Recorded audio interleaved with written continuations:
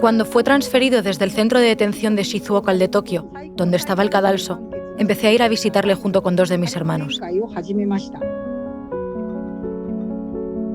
Hideko Hakamada es japonesa y tiene 91 años. Es también la hermana de Iwao Hakamada, la persona que más tiempo ha pasado en el corredor de la muerte en el mundo. 46 años. Y sí, en Japón. Después de que su sentencia fuera confirmada por la Corte Suprema, mi hermano fue enviado a una celda en el corredor de la muerte.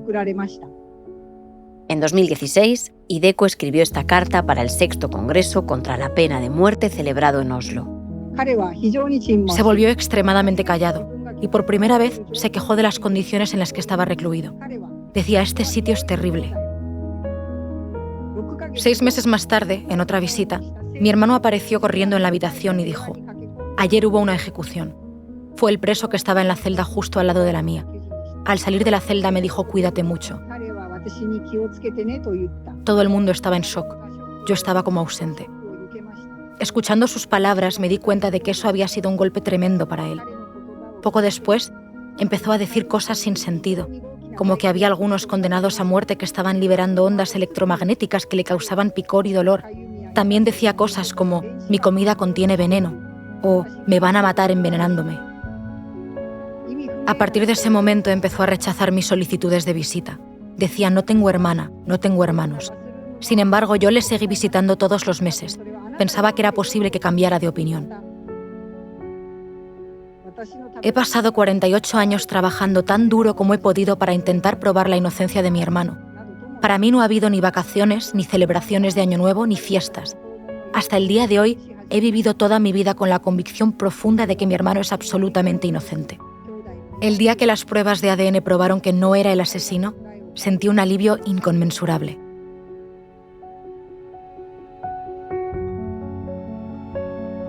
En el momento de escribir esto, han pasado 2 años desde que empecé a vivir con mi querido hermano y 50 desde que ocurrió este incidente.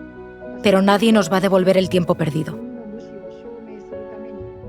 Mi hermano todavía tiene una barrera emocional y yo creo que está tratando de hacer todo lo posible por vivir. Su corazón está lleno de gritos de inocencia.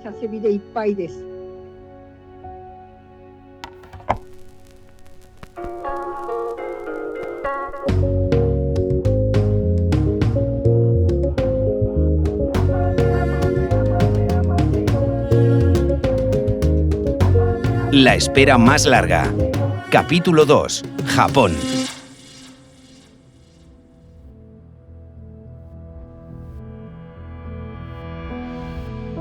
Hola, soy Sara Cuesta, periodista, y esto es ¿Quién dijo miedo?, el podcast de Amnistía Internacional en el que contamos historias de lucha y activismo en el mundo.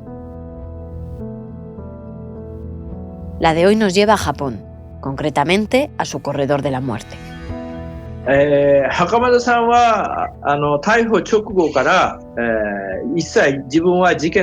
el momento de su arresto, Iwao Hakamada defendió su inocencia, pero la policía le dijo que no tenían a nadie más, que tenía que ser él. Toshiki Yamazaki es activista contra la pena de muerte y colaborador de Amnistía Internacional en la región nipona de Shizuoka. Le arrestaron el 18 de agosto de 1966 y estuvo 20 días en los que, con suerte, le interrogaban 12 horas al día, a veces 16. Y entonces, el 6 de septiembre, por primera vez, confesó. No recuerdo dónde les apuñalé exactamente, pero creo que fue en el cuello, en el pecho y en los costados hasta que murieron. Al final le dice, bueno, pues voy a firmar, ¿no? Y está tan hecho polvo que es un guardia de seguridad el que coge su mano, le pone el dedo en un tampón de tinta, le levanta la mano y imprime la huella de Iwao en esa declaración en el que simplemente dice, yo soy el que he matado al jefe de la fábrica, ¿no? Lo siento mucho. Sofía Moro es una fotógrafa documental española, según sus palabras, obsesionada con la pena de muerte en el mundo. Una de las historias que más le han impactado, quizá la que más le ha afectado personalmente, es la de Iwao Hakamada. Pero además firma un par de documentos, uno de ellos de 76 páginas, en el que cuenta cómo ha sucedido ese crimen y que le obligan también a firmar. Sofía realizó las fotografías para un reportaje sobre Iwao Hakamada que fue portada en la revista El País semanal. Después escribió el libro ¿Quién decide morir?, con casos en Estados Unidos, Bielorrusia, Malawi, Irán y Japón. Para documentar la historia de Iwao, viajó junto al periodista Álvaro Corcuera a Japón, donde conocieron a su hermana Hideko, a la que ya hemos escuchado antes. La policía nos llevó un papel en el que ponía que mi hermano era sospechoso de robo con asesinato, y mi reacción fue de incredulidad. ¿Cómo puede ser que pongan eso en un papel?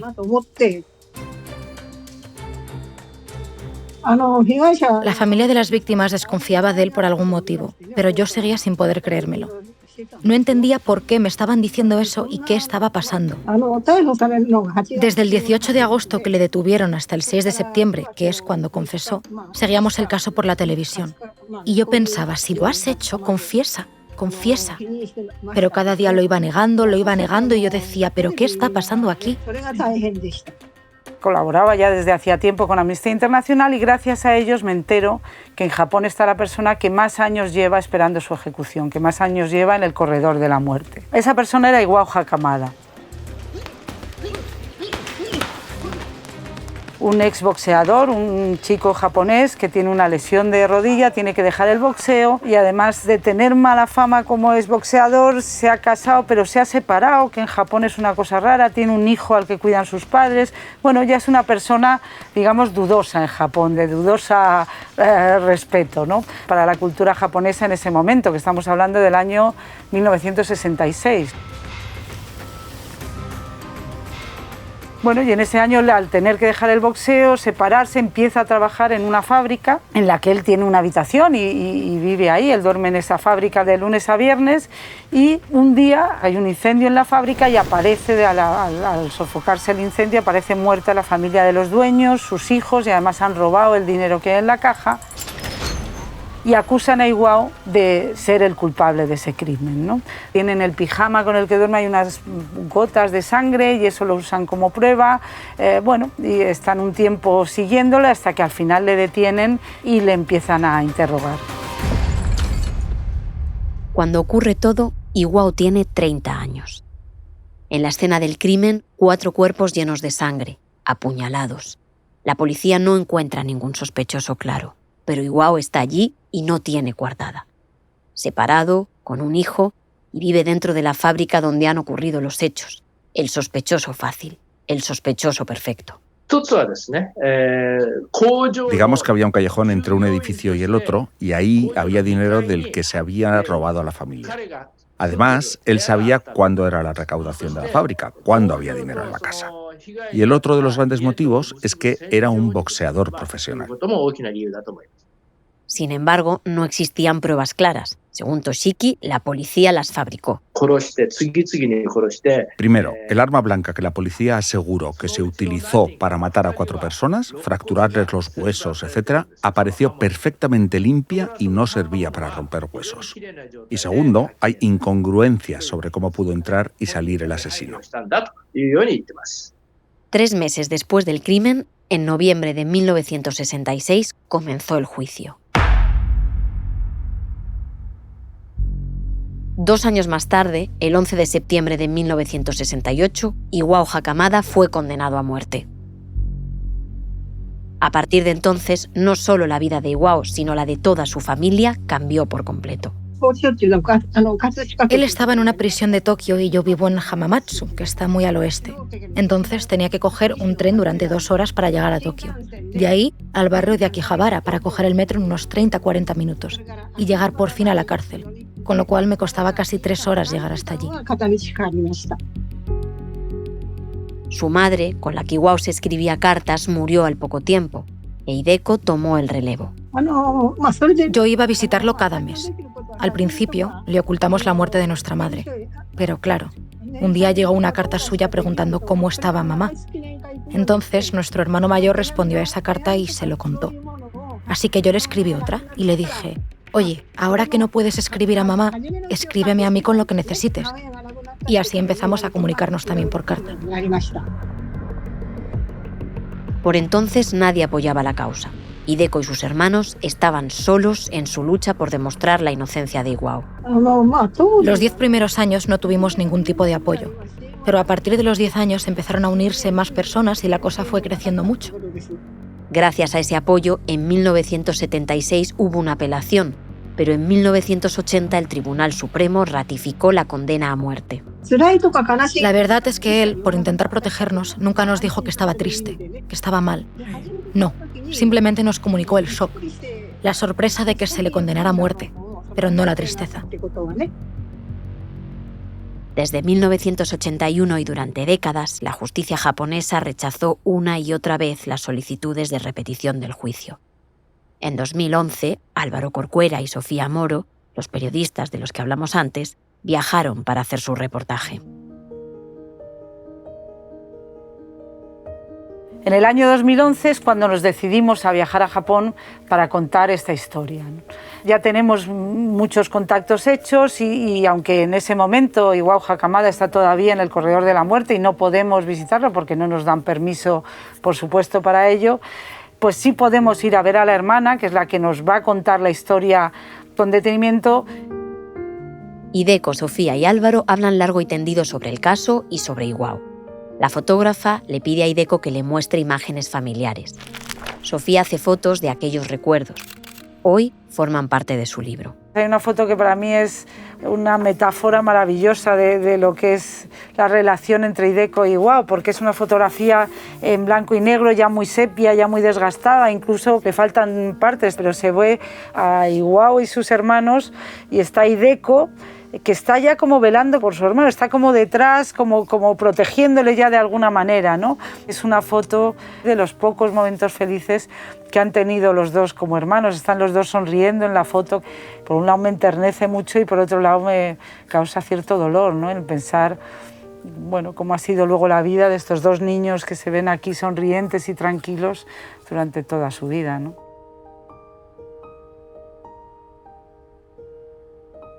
Además de conocer a Hideko y bucear entre sus recuerdos familiares con Iwao, en ese viaje, Álvaro y Sofía pudieron desgranar todas las aristas del caso. Los abogados que estaban trabajando duro por la liberación de este hombre nos enseñaron varias de las pruebas que se habían presentado en el juicio original en el año 68. Y entre otras había unas fotografías, por un lado, de la ropa ensangrentada que aparece en esa fábrica de miso cuando se apaga el incendio. En un barril de miso aparece una ropa supuestamente del asesino muy manchada de sangre, ¿no? Y esa ropa se la prueban a Iwao en el juicio. A Iwao le detienen en el año 66 cuando es el asesinato, pero el juicio se celebra 2 años después. Y cuando a él en el año 68 le prueban esa ropa que ha aparecido en el barril de miso, se ve claramente que es de una talla mucho más pequeña que él. El pantalón ni siquiera le sube, ya no es que no le abroche, es que no le sube hasta arriba, ¿no?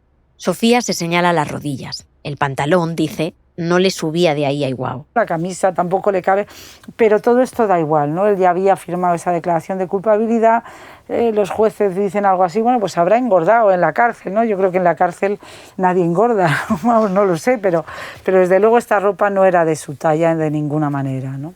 Y en esa investigación periodística, Sofía y su compañero descubren algo especial. Un nuevo afectado más, quizá inesperado, por la condena a muerte a Iwao. Conocemos también a una persona que es fundamental en la historia, que es el juez más joven de los 3 jueces que condenan a muerte a Iwao. Este hombre, que se llama Norimichi Kumamoto, es una persona que en el año 2007 convoca a la prensa, o sea, más de 25 años después o 30 años después de que esto suceda, para decir que él nunca estuvo convencido de la culpabilidad de Iwao, a pesar de que se le condenó a muerte estando él en el jurado.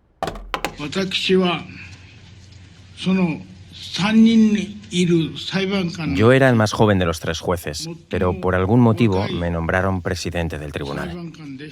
Por lo tanto, participé en el juicio y tuve que redactar la sentencia. Al examinar el expediente, pude ver que no había más pruebas que la confesión y que ésta se había obtenido mediante un intenso interrogatorio. Los otros 2 jueces tenían 30 y tantos y 50 años. Yo tenía tan solo 28. Desafortunadamente, no conseguí convencer a los otros de la inocencia de Hakamada. Tuve que declararlo culpable. En mi calidad de presidente del tribunal, tuve que asumir la responsabilidad. No pude soportar la carga sobre mi conciencia y al cabo de 6 meses renuncié a mi puesto de juez.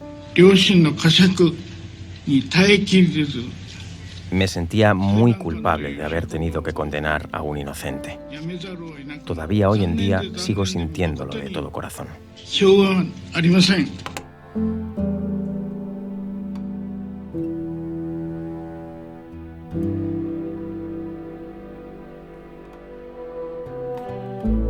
Nosotros estuvimos ahí en el año 2011 y estuvimos con él, ¿no? Estaba ya muy enfermo, pero todavía nos contó un poco pues esa historia, ¿no? Cómo esto había acabado con su vida, ¿no? Tenía ahora una nueva mujer que cuidaba de él y estaba sobreviviendo de alguna manera a todo ese trauma que le había destrozado absolutamente. Yo siempre tuve la sensación con esta historia que aunque nadie había sido ejecutado, esta condena de muerte había destrozado la vida de muchas personas, ¿no? La vida de este hombre, del juez, pero había destrozado, por supuesto, la vida de la familia de Iwao y del propio Iwao. Y me imagino que también de ese hijo que tiene Iwao y que nunca llegamos a conocer y que mantienen su anonimato y su respeto absoluto, ¿no? Pero es verdad que la pena de muerte no solo destroza al que ejecuta, ¿no? Sino que hay muchas víctimas que sufren de una manera tremenda, ¿no?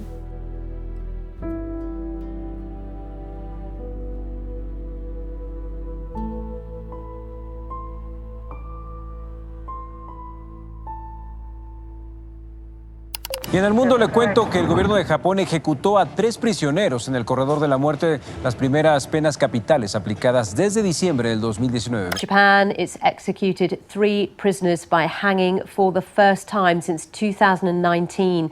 The prisoners... L'exécution au Japon de 3 condamnés à mort, une première depuis 2019. Japón y Estados Unidos son los 2 únicos países desarrollados del mundo cuyo código penal prevé la condena a muerte para los delitos más graves. A finales de 2022, 116 personas figuraban en la lista de condenados a muerte en Japón, entre ellas Iwao Hakamada.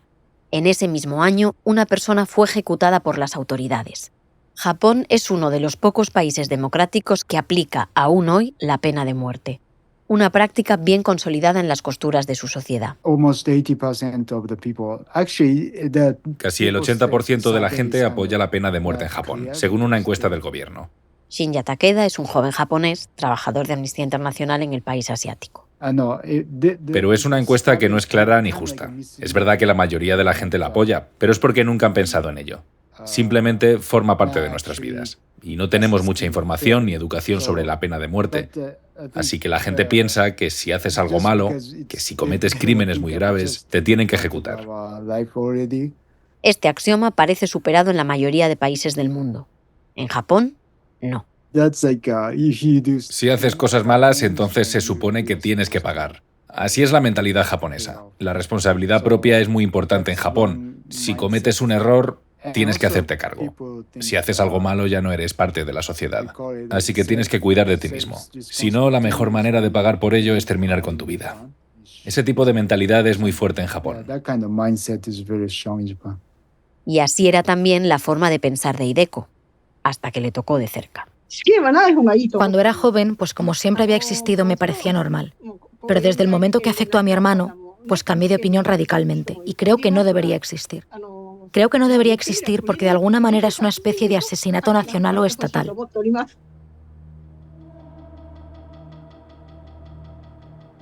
El hecho de que en Japón aún exista la pena de muerte no es lo único que llama la atención. También lo hace el modus operandi, el cómo se ejecuta en Japón. Tienen a la persona a la que van a ejecutar en el momento, ese mismo día, le sacan de la celda, le llevan ahí, hacen una pequeña parada en una especie de capilla donde puede estar un momento pues tranquilo no es la palabra, donde puede estar un momento antes de pasar al cadalso, y luego le ponen la soga al cuello y hay 3 personas que dan al botón que libera esa trampilla. 3 funcionarios de prisiones, de manera que ninguno de ellos sabe cuál de los 3 es el que ha liberado esa trampilla, para que no tengan esa culpabilidad tan directa, ¿no? Digamos, ¿no?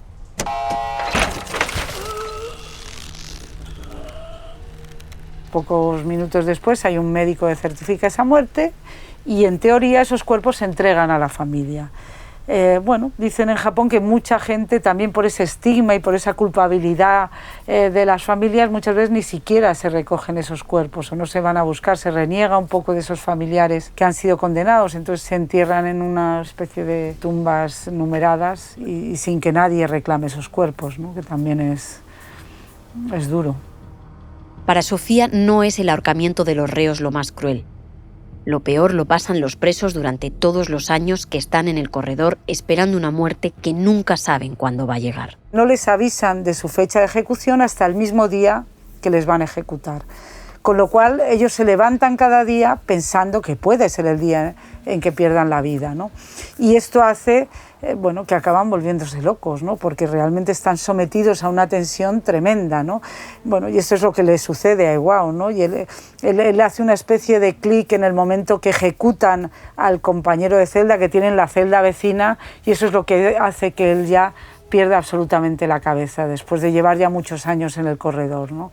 Porque tú oyes cada mañana los pasos de los carceleros en el corredor acercarse a tu celda y cada vez que pasan de largo dices, bueno, pues voy a vivir un día más, ¿no?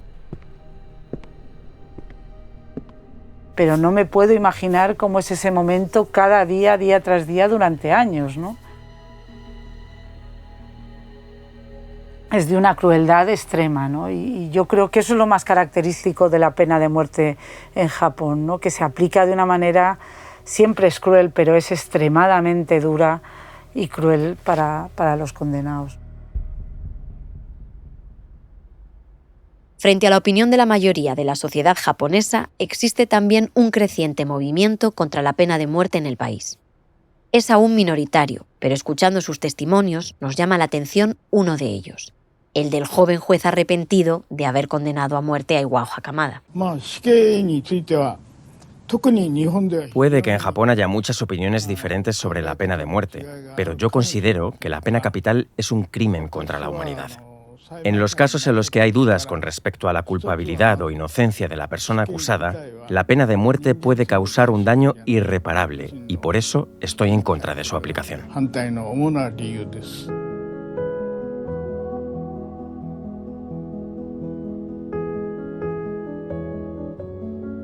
Iwao Hakamada pasó 46 años en el corredor de la muerte, más que ningún otro preso en el mundo. En todo ese tiempo, ni siquiera aún hoy en día, nadie se ha atrevido a ordenar su ejecución. Pero tampoco, en el momento de grabar este capítulo, a declararle inocente. Con casi 90 años, sigue esperando su sentencia. Es la espera más larga. Los jueces no han querido hacerlo. En Japón se cambia a los jueces de un caso cada 2 o 4 años. Y como ninguno quería verse en el percal de tener que decidir esto, pues básicamente han ido pasándose la pelota unos a otros. Durante todos esos años, el caso de Iwao Hakamada se fue haciendo cada vez más conocido en el mundo, sobre todo entre los activistas en contra de la pena de muerte. Teniendo en cuenta que somos Pepito Grillo, bueno, pues vamos a meterle el dedo en el ojo al gobierno japonés todo lo que podamos. Y de ahí surgen unas redes de apelantes. Iñaki Hernando es miembro de la sección de Guipúzcoa, en el País Vasco, de Amnistía Internacional. Una serie de personas que se comprometen a escribir todos los meses a Japón.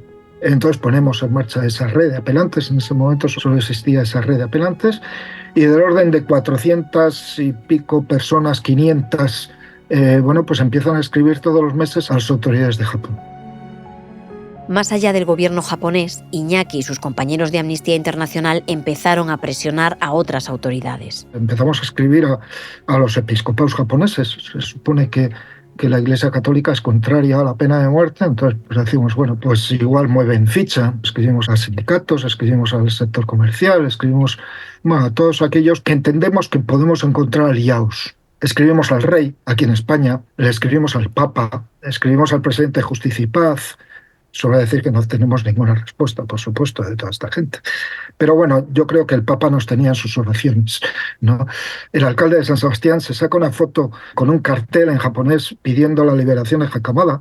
La Comisión de Derechos Humanos del Ayuntamiento de San Sebastián también se sacan, los 4 miembros de los 4 grupos políticos también se sacan una foto con un cartel. Conseguimos una declaración institucional de las Juntas Generales de Guipúzcoa. Intentamos mover absolutamente todos los hilos a nuestro alcance. Pero el apoyo a Hakamada no solo vino de Guipúzcoa, llegó de todas partes del mundo, también desde dentro de Japón. Una lucha en busca de justicia que lideró y aún lidera su hermana Hideko. Yo creo que es una persona con una fuerza de voluntad inquebrantable, ¿no? Ya no ha vivido un día de su vida desde el año 68 en que condenan a su hermano sin trabajar por la liberación de su hermano. Se convierte en el centro de su vida, ¿no? Ella dice que no ha hecho un viaje de vacaciones, no ha vivido un fin de año, no ha hecho un solo día de su vida en el que ella no esté luchando por la liberación de su hermano. Y además tiene de alguna manera la misión de restablecer el honor pensando en sus padres que mueren al poco tiempo y por supuesto está absolutamente convencida de la inocencia de su hermano. Al final es una persona que ha renunciado a su propia vida y a su propia felicidad por esta causa. Como muchas veces ocurre, la lucha obtiene su recompensa. En el año 2014, la justicia japonesa, acorralada por la presión y las dudas sobre el caso, ordena repetir el juicio. Y ante la delicada situación de salud mental de Iwao, le permiten esperar la vista en casa, junto a Hideko. Bueno, la verdad es que estaba muy callado. Cuando lo liberaron no hablaba demasiado. Pero han pasado 10 años y ahora parece que empieza a hablar un poco. No menciona la cárcel para nada. De hecho, ni siquiera admite que él estuvo en la cárcel. Dice que estuvo llevando una vida ascética. La noticia de que Iwao vuelve a casa traspasa las fronteras de Japón. Sofía, que había estado en casa de Hideko 3 años antes, se entera. No hace falta decir lo que hizo la fotoperiodista. Me doy cuenta que tengo que ir a fotografiar a Hakamada, porque realmente es la foto que falta en mi reportaje, ¿no? Y es cuando decido volver y fotografiarle y entrevistarle. Una entrevista absolutamente imposible, porque dice que a su hermana ni siquiera la reconoce. Él decía, bueno, ella dice que es mi hermana, pero bueno, yo no lo sé muy bien, pero yo aquí estoy bien, me cuidan, como todos los días, estoy tranquilo. Pero el discurso de Iwao es absolutamente incoherente, era imposible entrevistarle, ¿no? A lo mejor le preguntabas, bueno, ¿cómo es la vida en el corredor de la muerte japonés? Y te decía, no, yo no he estado en el corredor de la muerte, yo he estado en Hawái, yo donde he estado es en Hawái, ¿no? Pero a mí esa incoherencia me parecía como mirar a la cara las consecuencias de la pena de muerte.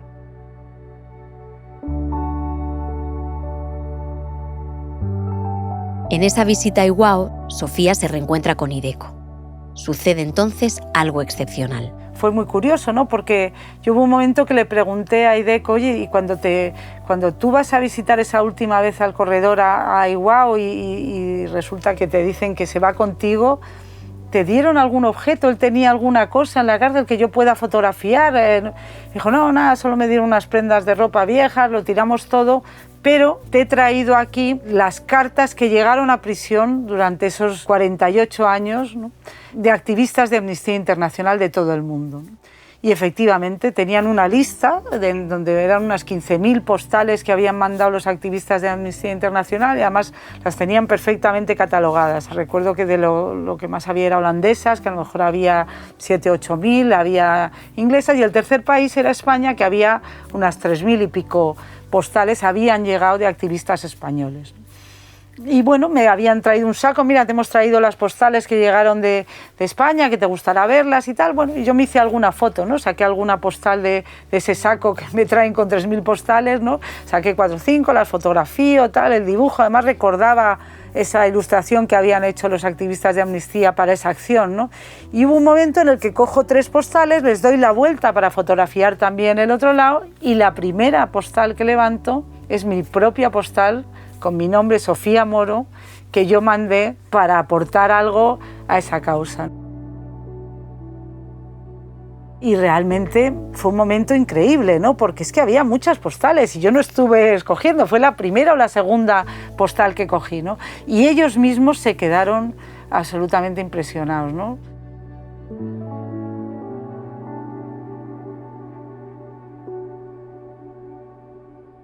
Sí, es la demostración de que llegan, y además, contado por activistas o por gente que ha estado en prisión y que ha recibido esas cartas, tienen un efecto bestial, porque de alguna manera esas cartas protegen al prisionero, ¿no? Los funcionarios, el Ministerio de Asuntos Interiores, de Justicia, se dan cuenta de que hay una comunidad internacional mirando por ese prisionero, ¿no? Y entonces tienen mucho cuidado en el trato con él, ¿no?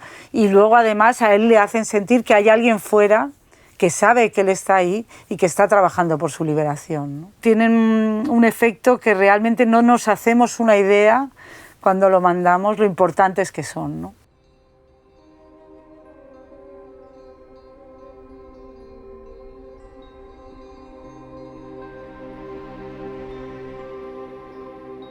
Tras varias suspensiones del proceso judicial, está previsto que la sentencia a Iwao Hakamada se pronuncie en verano de 2024. Muchos esperan que por fin sea declarado inocente, aunque quizá no valga solo con eso. Espero que se haga justicia. Es tan complicado hacerle justicia a Hakamada. O sea, porque no es simplemente el decir, bueno, pues tenía usted razón, no había pruebas, pero ¿cómo se retrocede todos los años que este hombre estuvo en la cárcel? ¿Eso qué precio tiene? ¿Cómo se compensa el déficit mental que este hombre saca de la cárcel? ¿Eso cómo se compensa? ¿Cómo se le compensa a Hideko la incertidumbre de que pueden ejecutar a tu hermano cualquier día? Todo eso, ¿qué pasa? No pasa nada. Pasamos página y nos vamos al siguiente. Y el siguiente, si no tienes la suerte de Hakamada, pues bueno, lo ahorcamos. Me parece terrible. Evidentemente espero que le declaren inocente y punto. Lo que pasa es que a mí se me queda muy corto una declaración de inocencia. Más allá de la culpabilidad o la inocencia en un país donde aún hoy existe la pena capital, habría que reformar las bases de una sociedad que ni siquiera se cuestiona abandonar las ejecuciones legales. Trabajé en 5 países, entre ellos en Japón, y al final la conclusión sería un poco que la pena de muerte nunca se aplica de una manera justa, sin crueldad, va absolutamente en contra de la defensa de los derechos humanos y además no tiene nada que ver con la justicia y sí mucho con la venganza. Y en ese camino de replantear tradiciones y convicciones, la lucha individual y colectiva es la clave del éxito. Mi lucha no es solamente por mi hermano, sino que afecta a muchas personas y confío en que sea así. El hacer de Pepito Grillo, ejercer de Pepito Grillo, que al final es lo que somos, ¿eh? Y no contentarnos con pensar que es que somos hormiguitas, es que ante la enorme maquinaria de los estados no podemos hacer nada. Eso no es verdad. De eso es de lo que intentan convencernos las enormes maquinarias de los estados. Vosotros sois hormiguitas, vosotros no podéis hacer nada. Dejadme a mí que siga gestionándolo. Bueno, ante eso es ante lo que nos tenemos que rebelar.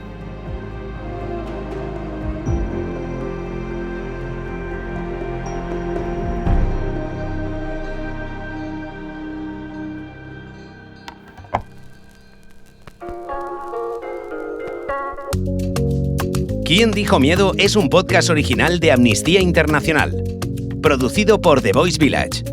Dirección, entrevistas y guión, Edu Marín.